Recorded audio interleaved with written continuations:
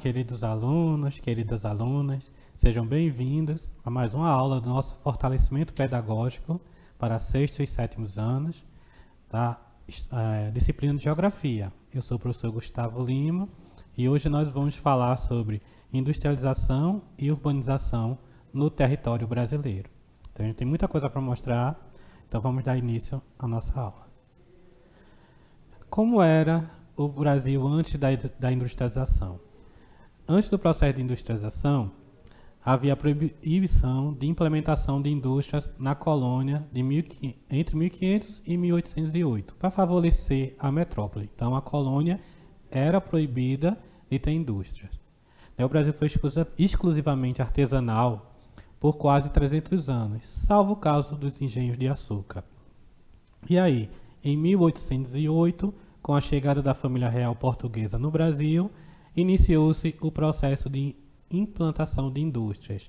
No caso, né, acaba aquela questão, né, da proibição pela metrópole da colônia ter indústrias e a abertura dos portos às nações amigas. Então vai começar aí o primeiro período, né, da primeira etapa da industrialização brasileira, que a gente pode ver aqui, de 1500 a 1808, né, que era o Brasil colônia, com a base da indústria ligada aos engenhos e produção artesanal.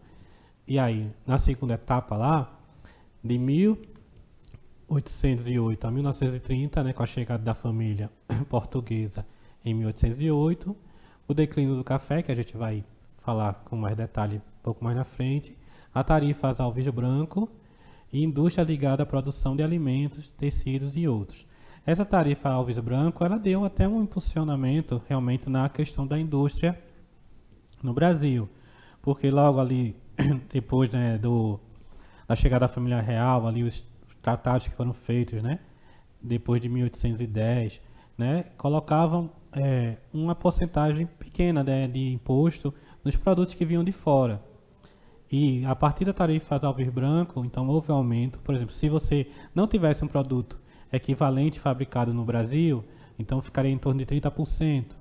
E se você houvesse um produto, então para favorecer até a indústria nacional e também arrecadar mais também dos produtos que vinham de fora, então essas tarifas de imposto chegavam até 60%. Então isso não foi o suficiente, né, para ter uma grande industrialização, mas trouxe uma arrecadação e trouxe uma euforia, né, em relação à questão da produção da indústria no Brasil.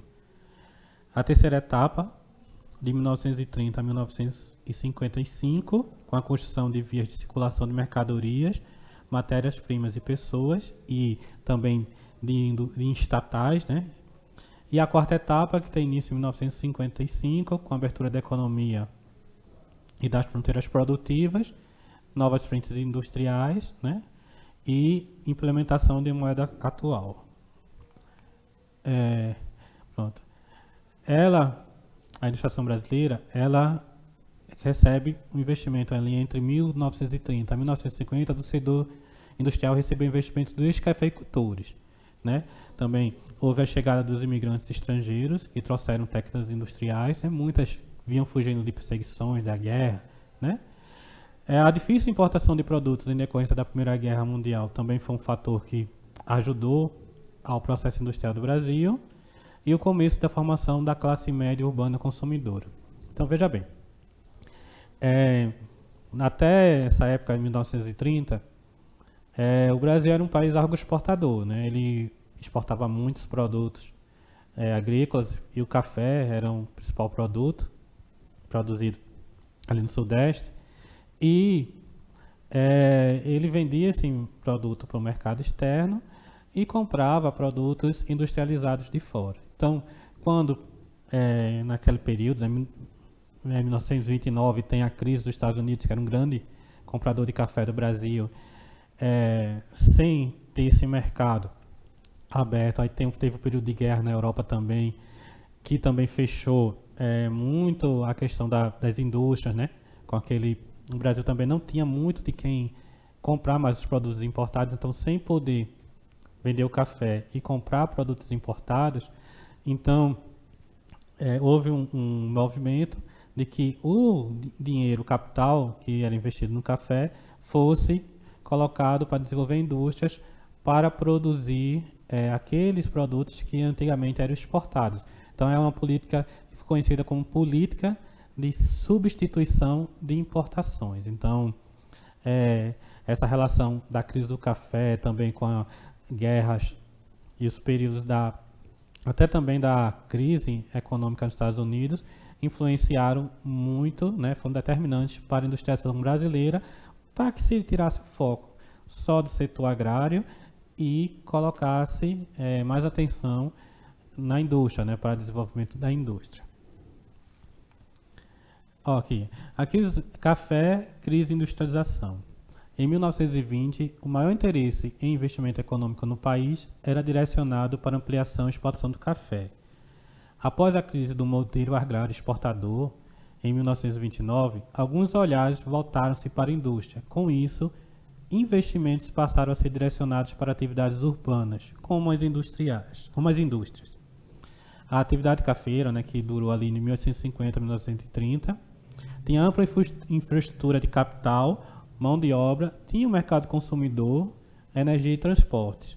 Aí vem a queda da Bolsa de Valores de Nova York, em 1929, como eu falei para vocês, e aí nos anos 30, no embalo da crise, vem a crise do café, né, que cria novas possibilidades político-administrativas e financeiras em favor da industrialização, sobretudo em São Paulo, que é o caso que eu falei. Foi uma conjuntura aí que ficou configurada no momento, né? Crise do café, aí não tinha mais a quem vender, porque houve a queda na Bolsa de Nova York, então o principal comprador não tinha mais dinheiro, e também a questão da guerra, né? Então, as indústrias de fora estavam produzindo menos, então não tinha de quem comprar os produtos importados, então você vai produzir no território nacional aqueles produtos que antes você trazia de fora. Intervenção estatal, falando aqui do governo Getúlio Vargas, né? Houve uma transformação do espaço geográfico, impulsionada pelo governo Getúlio Vargas, onde podemos citar meio de transportes, principalmente malhas ferroviárias e rodoviárias, para facilitar a distribuição dos produtos. Aí ali em 1930 a 1945, e de 51 a 54, houve grandes investimentos estatais na implantação de indústria de base, como a Siderúrgica Nacional, a Petrobras, a Chesf, a Companhia Vale do Rio Doce, né, que tiveram um grande investimento, né, volumosos capitais, mas o retorno era mais lento. Aí até o final da Segunda Guerra Mundial nós tivemos as indústrias substitutivas, né, que é aquela política de substituição de importações, de produzir aqueles produtos industrializados mais simples que eram trazidos de fora. E após a guerra, então nós tivemos aí, né, naquele período da Guerra Fria e aquela intensificação mais da expansão do capitalismo, né, nos países periféricos, a entrada de empresas multinacionais, certo? Então, essa questão do governo Getúlio Vargas, né, assim, esse investimento nos transportes foi importante também, porque antes disso o Brasil era um arquipélago econômico, né, muito espalhado no território muito grande, e não tinha essa ligação tão forte, né, por meio de transportes. Então, para escoar matéria-prima e produtos, então esse investimento foi significativo.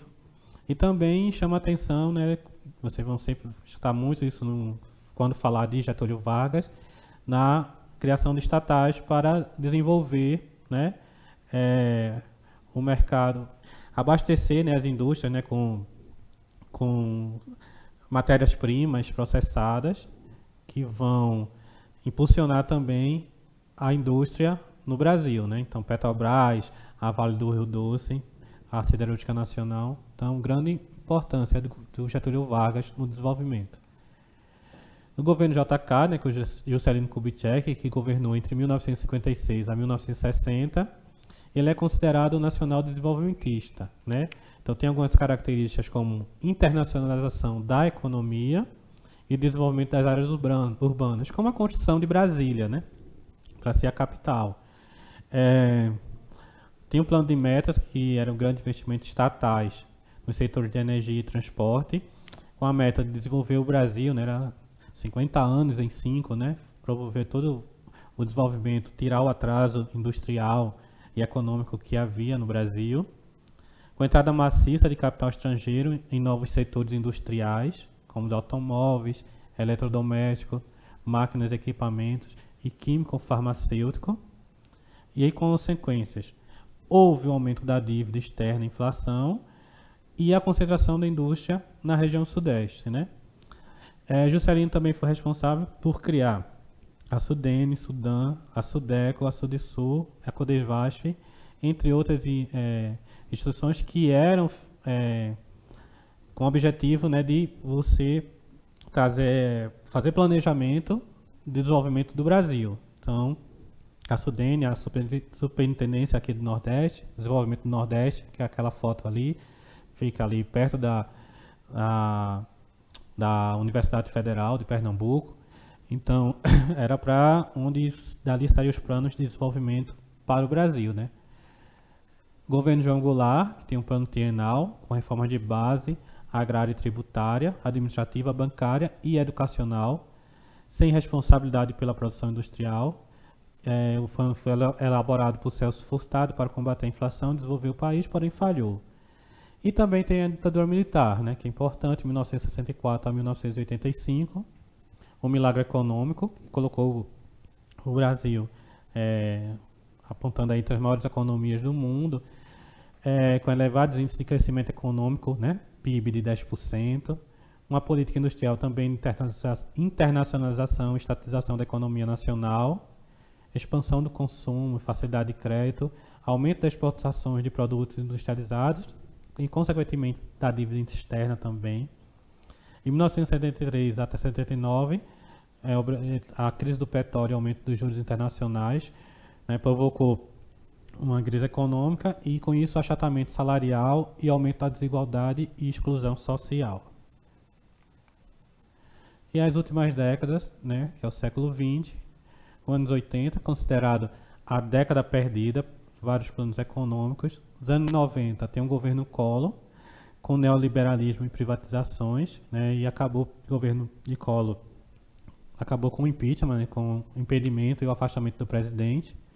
Em 1994, o Plano Real diminuiu a inflação, aí o Fernando Henrique Cardoso assume, promovendo o ajuste das contas públicas e a adoção de medidas políticas e jurídicas de apoio à micro e pequena indústria, entrada de capital estrangeiro e investimento do capital de risco no setor industrial atraente. No século XXI, o governo Lula manteve as regras e também nesse período houve autossuficiência do petróleo, que minimizou a dependência do setor industrial. E o que falta à indústria do Brasil hoje em dia? É um desafio atual, a geração de tecnologia de ponta, né? Vamos ter os tecnopolos, que são muito conhecidos, né? De países desenvolvidos, como Estados Unidos, França, Alemanha, na Ásia, né? O Japão, a Coreia do Sul. Então, essa tecnologia de ponta, produtos tecnológicos que falta, né? O Brasil, ele, como nessa época mesmo do Fernando Collor, com o neoliberalismo no início dos anos 90, ele veio meio na contramão do que vinha feito de investimentos estatais, né, com a proposta de redução do Estado. Né, o Estado não deveria ter empresa, não deveria interferir tanto na economia, né? Então, vão haver muitas privatizações de empresas estatais que foram criadas pelo governo, né? Mas, em meio a essa questão da privatização, né, o Plano Real também trouxe uma estabilidade econômica, o que fez com que, durante um tempo, o neoliberalismo não causasse tanto impacto, né, na população, mas, enfim, aí, depois a questão da economia, né, há uma mudança, e o neoliberalismo ele fica cambaleando na América Latina e surge, né, aí a centro-esquerda, que vai combinar com o Lula assumindo a presidência e promovendo o plano de desenvolvimento, né, que é o de aceleração do crescimento, que é o PAC, com o Estado também intervindo bastante e investindo na indústria. O modelo econômico brasileiro é bem sustentado nesse tripé, né, com capital do Estado em produção de base, que é aquela indústria de base, que é aquela indústria que processa matéria-prima, petrolífera, mineradoras, o capital privado nacional, que é bem de consumos não duráveis, como indústria de alimentos, e o capital privado estrangeiro, que é a indústria de bens de produção de consumos duráveis, são aqueles que duram mais, né? Os não duráveis são aqueles que são mais perecíveis, e os duráveis são aqueles que duram mais, como as empresas automotivas, né? Então você observa aqui que todos os carros que você vê são de marca estrangeira. A distribuição espacial da indústria, né? Como a origem do café, do capital do café, era na região sudeste. Então, lá na região sudeste, em São Paulo, houve a maior concentração da indústria. Mas a partir dos anos 70, como fica muito caro produzir em São Paulo também, custo de vida, salário, emprego, imposto, tudo isso vai fazer com que as empresas, as indústrias, elas queiram sair para outros lugares, uma concentração meio ainda, uma desconcentração meio concentrada, né? Vamos para o interior de São Paulo, para outras regiões, e a partir dos anos 90, os índices de crescimento econômico do maior do interior paulista, no Nordeste e no Sul, em relação a São Paulo, e depois também, né, os polos que vão surgir, o próprio governo militar também vai investir no polo de Camaçari, criar a Zona Franca de Manaus, então vai promover uma desconcentração industrial. E como é que isso interfere no processo de urbanização, né? A urbanização do Brasil, ela foi marcada pela formação de algumas grandes cidades que concentram parcela específica da riqueza e também da população brasileira. Ela ocorreu com expressivo crescimento de atividades terciárias, incluindo o setor formal e informal da economia, que a atividade terciária, o comércio, o setor de serviços, ocorreu em ritmo acelerado, principalmente entre a década de 50 a 1990, e geralmente de forma não planejada, e apresenta padrão periférico de crescimento, com a formação de amplas manchas urbanas e a população de baixa renda sendo empurrada para as áreas distantes do centro.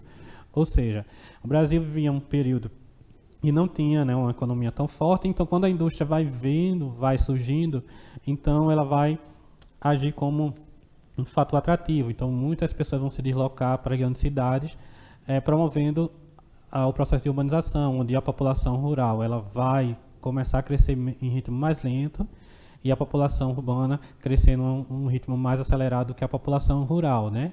O êxodo rural contribui muito para isso, que é o que a gente vai ver aqui.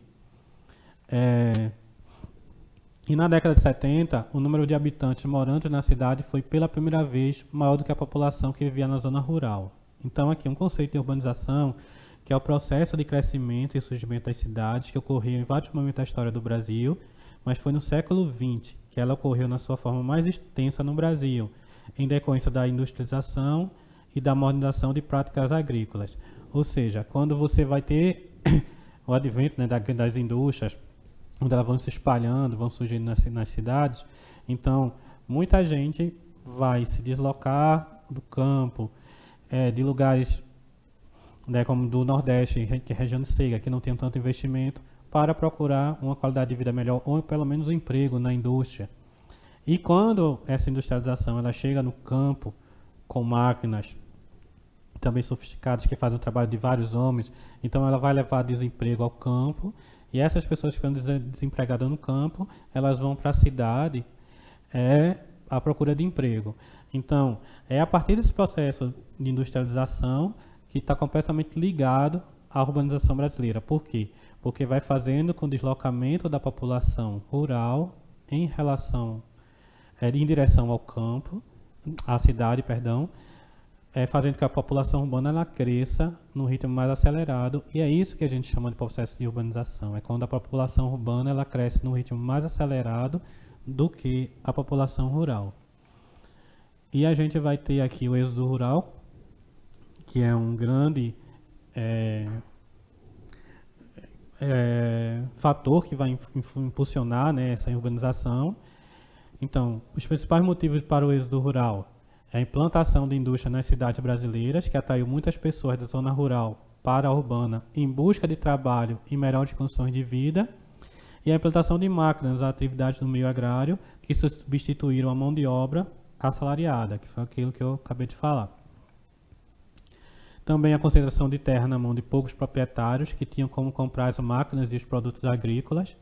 A migração dos pequenos proprietários de terra para as cidades em busca de trabalho assalariado nas indústrias. O crescimento vegetativo da população brasileira, que cresceu muito nesse período. Também o crescimento da quantidade de cidades, isso gerou, né, o crescimento da quantidade de cidades. O desenvolvimento das redes de transporte e comunicação, que interligou todas as regiões do Brasil. Provocou também um crescimento desordenado no meio urbano, né, com a favelização, a formação de favelas, nas quais a população de baixa renda se fixava em razão da baixa valorização do terreno, e a acentuação das desigualdades sociais no centro urbano, gerando criminalidade, né, marginalidade.